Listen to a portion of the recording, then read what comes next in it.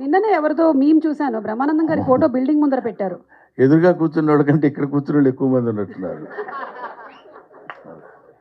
సరే,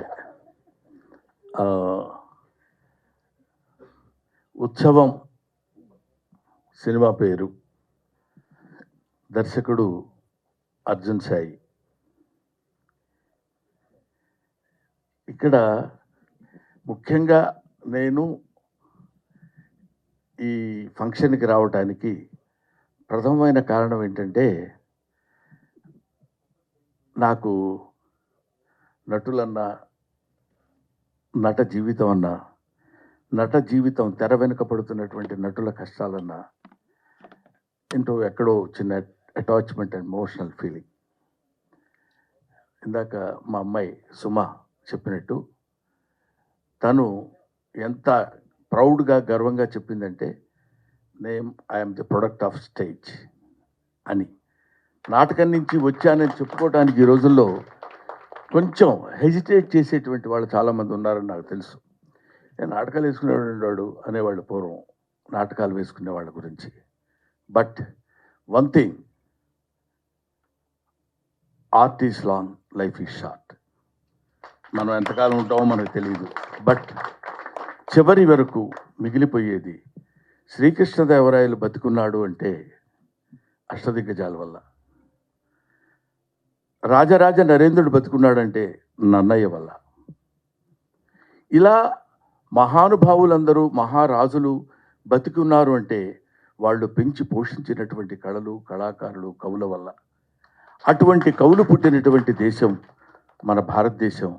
అటువంటి కవులు, కళాకారులు ఉన్నటువంటి దేశం మన దేశం. కాబట్టి ఈ దేశంలో ఉన్నటువంటి కళాకారుల యొక్క జీవితాల గురించి ఇందాక సురభి నాటక పరిషత్ గురించి చెప్పారు. వాళ్ళు just they dedicated they life for the sake of stage.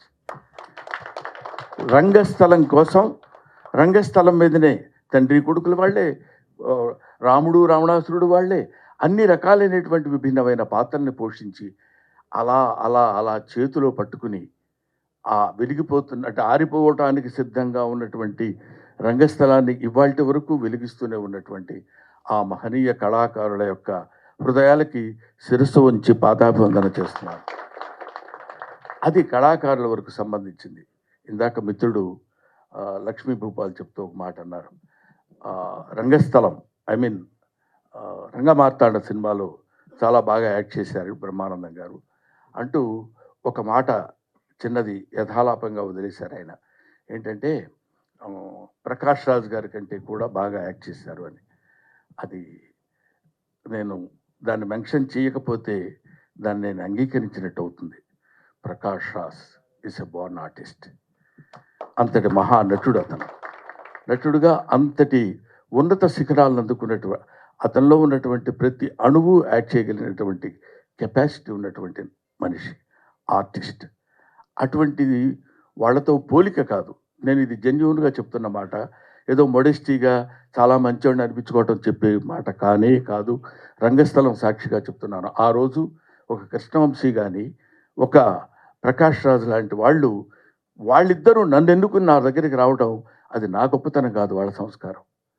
వీడి దగ్గర ఈ టాలెంట్ ఉంది అని వాడిని పట్టుకుని తీసుకొచ్చి నన్ను అలా పెట్టి మౌల్డ్ చేసి చూపించినటువంటి విధానంలో, అఫ్కోర్స్ అలా అని నేను చేతగానే ఆర్టిస్ట్నే కాదు, I got my own talent as an artist. కానీ దాన్ని పైకి ఎలివేట్ చూపించగలిగినటువంటి వాళ్ళు.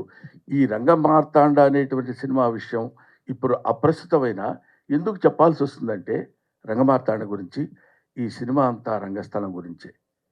రంగస్థలంలో ఒక్కొక్కటి ఆలోచిస్తుంటే ఎంతమంది కళాకారులు మధ్యాహ్నం గబగబా ఇక్కడొక నాటకంలో ఒక వేషం వేసి, మళ్ళీ 10 గంటల నుంచి బయలుదేరి ఇంకో చోటుకి వెళ్ళి ఇంకో పరిషత్తులో నాటకం వేసి, అక్కడి నుంచి లారీలు పట్టుకుని వెళ్ళిపోయి నాటకాలు వేసినటువంటి ఇంతటి, ఇప్పుడు మనం స్వతంత్రం వచ్చింది ఆగస్టు 15 అనుకుంటాం. స్వతంత్రం ఎక్కడొచ్చిందంటే ఎంతోమంది త్యాగధనుల యొక్క ఒక దీన్ని సమాధి మీద నుంచి పుట్టినటువంటి అద్భుతమైన వృక్షాలు ఇవాళ మన స్వాతంత్రం. అలాగే ఈ రంగస్థలం మీద ఎంతోమంది కళాకారులు పుట్టారు, పోయారు, పుట్టారు, పోయారు. కానీ ఈ రంగస్థలం మీద ఉన్నటువంటి కళాకారులను బతికించేటువంటి శక్తి ఒక్క కళాకారుడికి మాత్రమే ఉంది. వాళ్ళది తెలుసుకుని ఇదిగో తమ్ముడు ఎల్బి శ్రీరామ్, ఈయన నన్ను ఎవరు చూస్తారు, ఎంత డబ్బు వస్తుంది, ఎంత ఆదాయం వస్తుంది, నేను ఏం చేయాలి, ఏం చేయకూడదు, దీనివల్ల ఉపయోగం ఏంటి అనేది లేదు. ఏదైనా చిత్తశుద్ధిగా తను నమ్మినటువంటి సిద్ధాంతాన్ని చక్కగా అమలు చేయడానికి నిరంతరం కృషి చేసేటువంటి ఒక అల్పజీవి నా తమ్ముడు. ఇవాటి వరకు ఎందుకు అట్లా ఉన్నాడంటే, అందుకే ఇప్పుడు ఈ చప్పట్లు కొడితే వినపడుతుంది. భావుడిపాటి కామేశ్వరరావు గారు చెప్తారు కీర్తిశేషుల నాటకంలో, ఆ చప్పట్లే కదరా ఆకలిగా ఉన్న కళాజీవికి పంచపక్ష ప్రమాణాలు. ఆ కళాకారు పంచపక్ష ప్రమాణాలు, ఆ చప్పట్లే కదరా కళాకారుని విర్రెత్తింపచేసే ఏకైక సంఘటన. ఆ చప్పట్ల ముందు కరిగిపోకుండా ఎలారా నిలబడ్డాం అంటాడు. అది ఇక్కడ కూర్చుని ఇంటికి వెళ్తే ఫుడ్ ఉందా లేదా, బాధ, కష్టం, సుఖం, తాగుడా, ఇదన్నీ పక్కన పెట్టేసి అక్కడ కూర్చున్నటువంటి ఆ చివరి ఆ ప్రేక్షకుడి నుంచి ఈ ప్రేక్షకుడి వారి చేత వాళ్ళ చప్పట్లు, కరతాళ ధ్వనులు వినపడుతుంటే పొందేటువంటి ఆనందం అనిర్వచనీయం. దాన్ని ఎవరూ చెప్పడానికి వీల్లేదు, చేయటానికి వీల్లేదు. అంతటి మహనీయమైనటువంటి శక్తి సంపద కలిగినటువంటిది ఆర్ట్. అది ఆర్ట్. చాలామంది ఏమనుకుంటారంటే ఆర్ట్ అంటే ఏదో కళ అని, ఫైన్ ఆర్ట్స్ అంటే లలిత కళలు అని, లలితములైన కళలు అని, అంటే ఫైన్ ఆర్ట్స్ మృదువైన కళలు అని అనుకుంటారు. కాదు, లలితా గాయత్రి యొక్క అంశ చేత పొందబడినటువంటి కళలు లలిత కళలు. ఇది అందరికీ రావు, ప్రతివాడు నటించాలంటే కుదరదు. అది కొంతమందికి మాత్రమే. మా అమ్మాయి సుమ ఉంది. సుమ ఈరోజు అదే మాట్లాడితే ఏదో మలయాళం నుంచి వచ్చింది ఎన్నో, లేకపోతే ఇంకో చోట నుంచి అని కాదు. ఏదైనా తను నమ్మినటువంటి సిద్ధాంతాన్ని అలా పట్టుకుని మైకు రూపంలో ఇంతకాలం తనేదో గొప్పగా ఉంది అని కాదు, తను చేస్తున్నటువంటి నిరంతర కృషి. వింటున్నారో లేదో తెలియదు, మాట్లాడుతున్నారో లేదో తెలియదు. తనంతట తాను మలుచుకున్నటువంటి స్వయం శిల్పి సుమ. ఇటువంటి వాళ్ళు, ఎందుకంటే ఆ అమ్మాయిలో ఇప్పుడు ఇంతవరకు నాకు తెలియదు తన స్టేజ్ ఆర్టిస్ట్ అని. ఇలా చెప్తున్నప్పుడు ఓహో ఇటువంటి వాళ్ళు కూడా ఉన్నారా, మనకు తెలియని విషయాలు ఎన్నున్నాయో కదా అని. అది అద్భుతమైనటువంటి ఇటువంటి కళాకారులందరినీ ఒకచోట చేర్చి వీళ్ళ మీద ఒక సినిమా తీయాలని అనేటువంటి ఆలోచన రావడమే నిజంగా చిన్నవాడు అర్జున్ సాయి.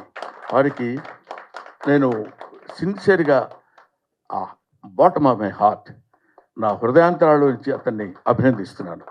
ఎందుకంటే ఇందాక రైటర్ చెప్పారు, ఇక్కడ ఇలాంటి సినిమాలు ఎన్నుకోవాలంటే దానికి కొంచెం దమ్ము కావాలి, దానికి ఇది చెప్తూనే అట్రాక్ట్ చేయగలిగినటువంటి, అంటే మళ్ళీ సినిమాటిక్గా కావాల్సినటువంటివన్నీ డీల్ చేయటం. ఇందాక మా ఏం రత్నమ్మ గారు చెప్పారు. ఏం రత్నమ్మ గారు అంటే ఆ రోజుల్లో ఆయన వస్తున్నా అంటే దడదళ్ళాడిపోయేవాళ్ళం. ఆయన సినిమా ఏంటంటే అది మన ప్రకాష్ రాజు, మేము సంకల్పం సినిమాలో ప్రకాష్ రాజు మొట్టమొదటిసారి ఎంట్రీ, ఆ తర్వాత నా ఎంట్రీ. అంటే ఇంచుమించు ఇద్దరం అప్పుడప్పుడే సినిమా ఇంట్రెస్ట్లోకి వచ్చిన వాళ్ళం. ప్రకాష్ రాజు ఆ సినిమాలో ఇంట్రడ్యూస్ చేశాడు ఆయన. అలా కనపడుతున్నాడని మామూలుడు కాదు, ఒక మాటలో చెప్పాలంటే పొట్టోళ్ళు తక్కువోళ్ళు కాదు. కాబట్టి అటువంటి అలాగా ఉన్నటువంటి వ్యక్తుల్లో వీళ్ళల్లో ఉన్నటువంటి ఒక ప్రకాష్ రాజ్, వాడిలో ఉన్న జీల్, వాళ్ళందరినీ పట్టుకుని ఎలా మేనేజ్ చేసుకొచ్చాడు అనేది ఊరికి అందరికి కలిపి ఇంటికి భోజనాన్ని పిలిచి భోజనం పెట్టి పంపించే లోపే గిలగిల్లాడిపోతాం. అటువంటిది ఒక సినిమా అనేటువంటి మహాయజ్ఞాన్ని, దాన్ని ఈ సినిమా అంటే మీకు ఎలా ఉంటుందో మీకు తెలుసు, నాకు తెలుసు, ప్రత్యేకంగా చెప్పాల్సిన అవసరం లేదు. ఇంతమంది నటీనటులను ఒక చోట చేర్చి వాళ్ళందరి మనోభావాలు ఎలా ఉంటాయో కనుక్కోగలిగినటువంటి వాడు అర్జున్ సాయి. అలా పట్టుకుని వాళ్ళందరినీ తీసుకొచ్చి, నేను ఒక్కడనే ఈ సినిమాలో బహుశా ఈ విగ్గులు లేకుండా ఉన్నాడు నేనే అనుకుంటా. న్యాచురల్ కాదు, అదేదో చెవులు ఊదాడు, అర్థం కాలేదు. నేను కూడా అర్థమైనట్టు యాక్ట్ చేయాలి. అది ఈ తర్వాత సినిమా అంతా అయిపోయింది కదా, రిలీజ్ రెడీగా ఉంది కదా, మొన్న వచ్చాడు ఇంటికి. ఎస్వి రంగారావు గారి గెటప్ ఉందండి, అదొక్కటి గురుగారు అంటాడు. ఆ ఫేస్ చూడగానే కుదరదు అనాలనిపించదు. అలా పడిపోతాం, మనకు తెలియకుండానే పడతాం. అలా పడేశాడు ఇంతమంది ఆర్టిస్టుల్ని, ఇంత పెద్ద పెద్ద టెక్నీషియన్స్ అంటే మామూలు విషయం కదా. ఒక అనూప్ రూబెన్స్ కానీ, లేకపోతే మన గౌతమ్ ఎవరు రసూల్ ఎల్లోరా, అవి చూస్తుంటేనే ఒక అద్భుతమైనటువంటి వాళ్ళందరినీ పట్టుకుని ఇతనైనా ఇవన్నీ చేయించింది అనే అనుమానం మనకు కలిగే విధంగా ఒక అద్భుతమైన సినిమా తీశాడు. ఇది నిజంగా ఉత్సవమే. ఇది ఇలాంటి సినిమాలు బతకాలి, ఇలాంటి సినిమాలను మనం బతికించాలి అనేటువంటి అభిప్రాయంతో, ముఖ్యంగా నేను ఈ మధ్య మెడిటేటివ్ ప్రిన్సిపల్, ఈ పెద్ద సినిమా ఫంక్షన్లకు వెళ్తే అందరిలో ఒకళ్ళం అవుతాం. ఇలాంటి వాళ్ళకి మనం ఉపయోగపడితే, కళాకారుడిగా నేను ఏదో కొన్ని సంవత్సరాలు చేశాను, కొన్ని గొప్ప గొప్పవన్నీ చేసుకున్నాం. మీ అందరి దయవల్ల నాకు మంచి పేరు వచ్చింది, మంచి కీర్తి వచ్చింది. ఆ విధంగా మంచి ఆనందకరమైనటువంటి ఆర్థిక పరంగా హ్యాపీగా ఉన్నాను. But I should be useful to the youngsters like you.